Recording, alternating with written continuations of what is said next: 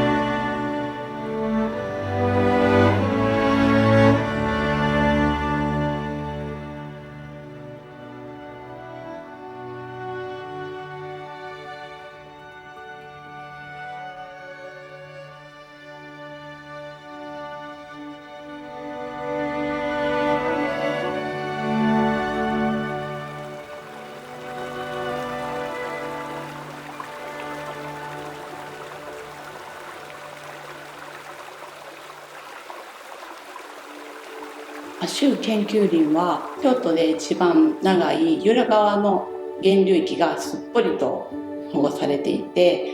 さまざまな気候帯の植物層が見られるということで非常に貴重な森です。京都大学の研究林として100年以上原生状態を保たれているエリアもありまして、この亜州の里に住む人たちはこの森の恩恵を受けながらずっと生きてきました。ただ現代社会の生活様式の変化に伴って狩猟や林業、あと炭焼きなどが衰退しました。で、生活が苦しくなってきて、それでもこの地で森で暮らしていこうと、森で採れるキノコや山菜の加工で森のツアー、そんなものを環境を生かした産業ということで起こしてきました。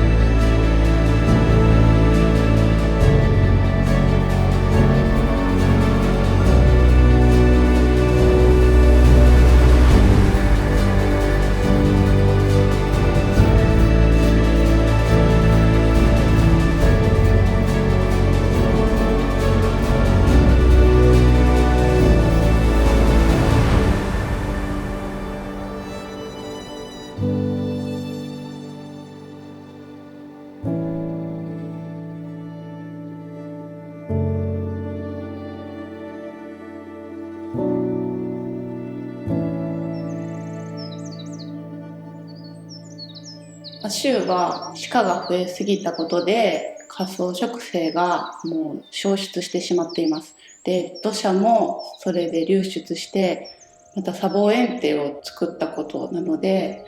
川の流れが緩やかになってしまって、縁が土砂で埋まったり魚が減ってしまったり、全部は人間が関わっていることなんですけども、日本国中もう全部同じ問題が広がってます。でもそれでも人間の営みをカバーするように回復しようとしている自然があって、で今までとは違う状態の自然植生であっても、それはバランスが立て直されたのであれば、人間がいくら悲しんで元の状態じゃないと思っても、それはそれで自然なのだと思うんです。で、州は立地的にもその気候や植生の移行体になっていて、温暖化による気温の上昇とか微妙な変化に対してすごく大きな影響を受ける場所なんですね。なので生き物のその微妙な関係性の歯車がこうずれている、それが来ていることをいち早く感じられる場所なんじゃないかなと思っています。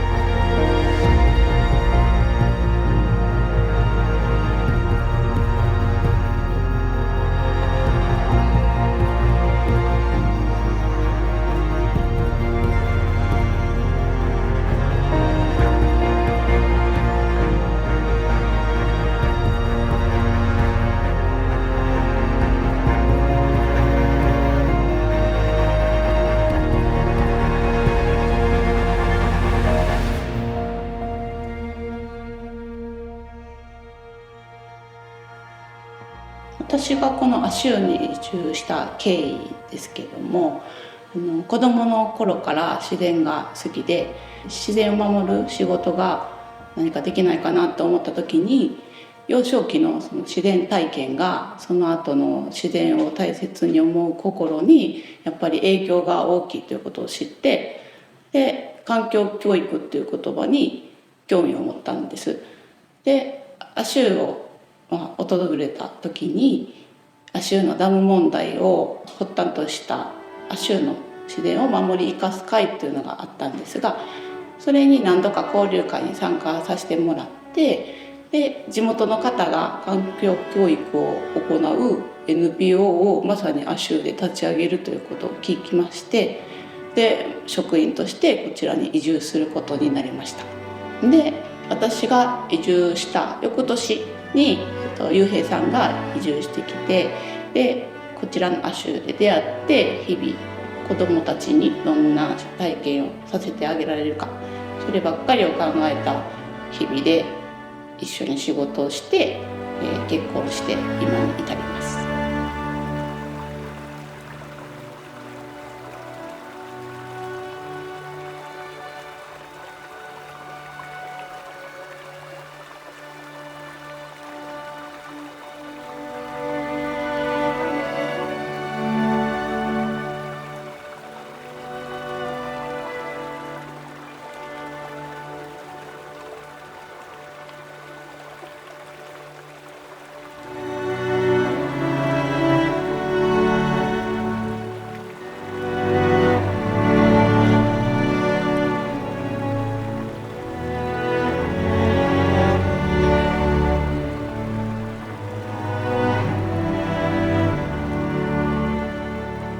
1960年代に